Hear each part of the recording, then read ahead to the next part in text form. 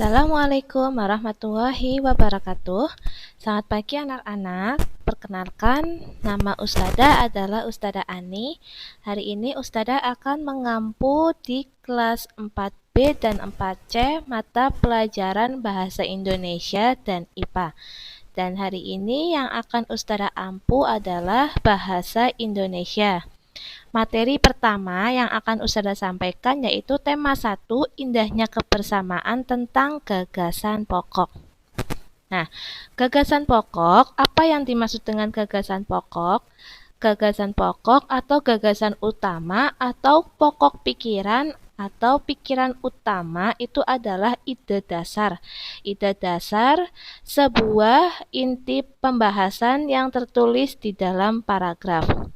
Nah, gagasan utama ini biasanya terletak di awal kalimat atau deduktif dan di akhir kalimat atau induktif. Ada juga di awal dan di akhir kalimat atau deduktif dan induktif. Nah, setiap bacaannya ini biasanya terdiri dari beberapa paragraf.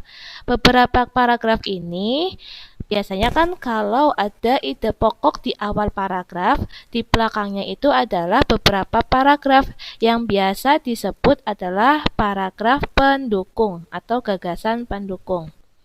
Gagasan pokok adalah gagasan yang menjadi dasar pengembangan sebuah paragraf.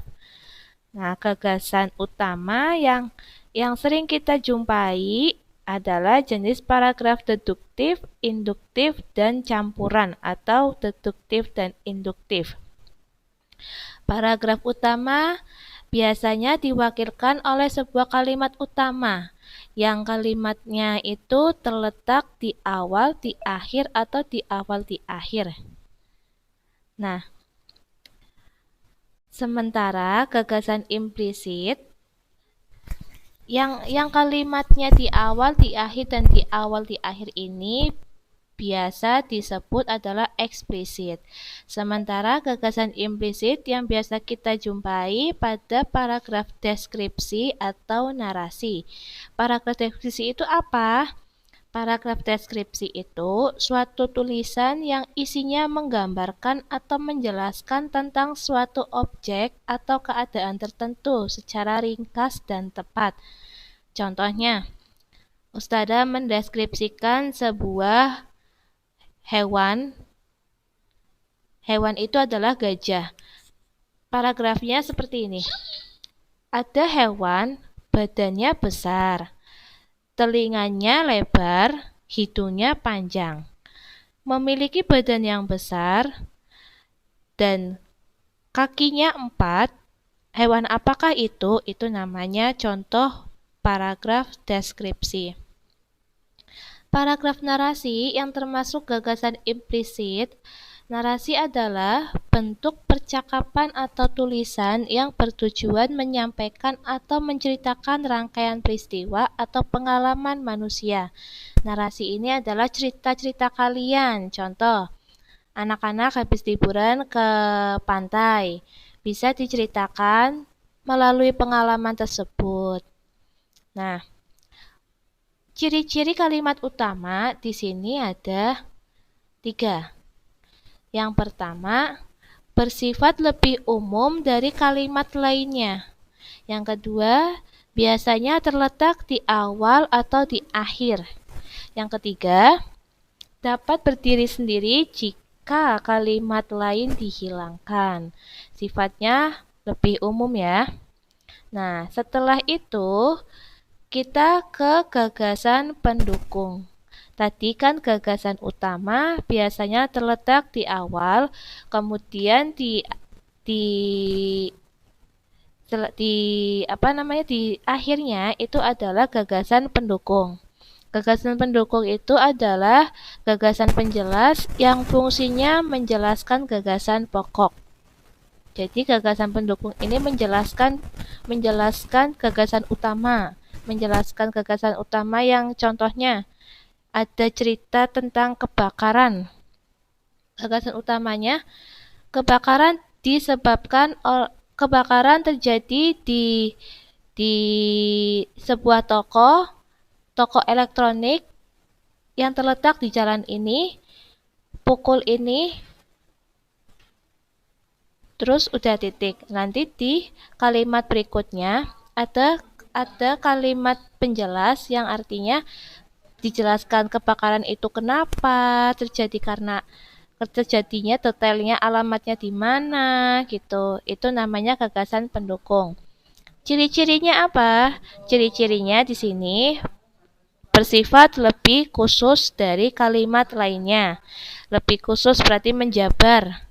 Yang kedua, biasanya berupa contoh, data, maupun pernyataan-pernyataan lainnya. Yang ketiga, satu paragraf terdiri atas beberapa kalimat. Yang keempat, tidak dapat berdiri sendiri. Apabila kalimat lain dihilangkan, maka kalimat tersebut akan sulit dipahami. Jadi, kalimat pendukung ini untuk menjelaskan kalimat utama yang artinya tidak bisa dihilangkan. Kalau dihilangkan nanti artinya beda lagi, gitu. Ya. Langkah-langkah menemukan gagasan pokok dan gagasan pendukung. Langkah-langkahnya seperti ini, Nak. Yang pertama, bacalah paragraf dengan cermat. Anak-anak lebih membaca bacaan lebih cermat dulu. Kemudian temukan kalimat utamanya. Kalimat utamanya apa? Kemudian yang ketiga, temukan kalimat penjelas. Kalimat penjelas selalu mengikuti di belakang kalimat utama. Gitu ya. Contohnya di sini. Di sini ada contoh, pawai budaya sangat menarik bagi warga kampung Babakan. Pawai ini selalu menampilkan keragaman budaya Indonesia. Udin dan teman-teman tidak pernah bosan menanti rombongan pawai lewat. Tahun ini, mereka datang ke alun-alun untuk melihat pawai tersebut. Kakek Udin pun terlihat sabar menanti. Nah, dari kalimat ini, paragraf ini, kalimat pokoknya apa anak-anak? Ya, kalimat pokoknya adalah pawai budaya sangat menarik. Ada di bagian depan. Paham? Nah, selanjutnya kalimat pendukung atau gagasan pendukung. Gagasan pendukungnya apa anak-anak? Gagasan pendukungnya di belakang. Pawai ini selalu menampilkan keragaman budaya Indonesia.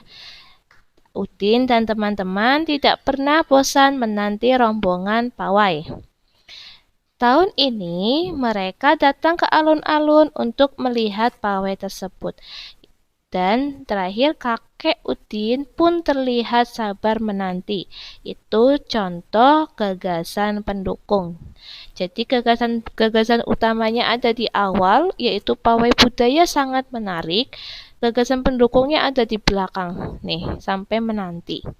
Nah, jadi gagasan pokok terdapat pada kalimat pokok yang biasanya ada di kalimat pertama setiap paragraf. Gagasan pendukung terdapat di kalimat kedua dan seterusnya sampai terakhir tadi Ustazah bilang. Nah, jadi materi hari ini tadi Ustazah sudah memperkenalkan diri. Ustazah adalah Ustazah Ani, pengampu mata pelajaran Bahasa Indonesia dan IPA di kelas 4B dan C, dan hari ini menyampaikan Bahasa Indonesia tema 1 tentang gagasan pokok dan gagasan pendukung. Sampai sini ada pertanyaan anak-anak? Nah, kalau tidak ada, monggo kalian bisa membaca kembali materi yang akan Ustazah kirim via WA. Terima kasih. Sampai di sini Ustazah akhiri. Wassalamualaikum warahmatullahi wabarakatuh.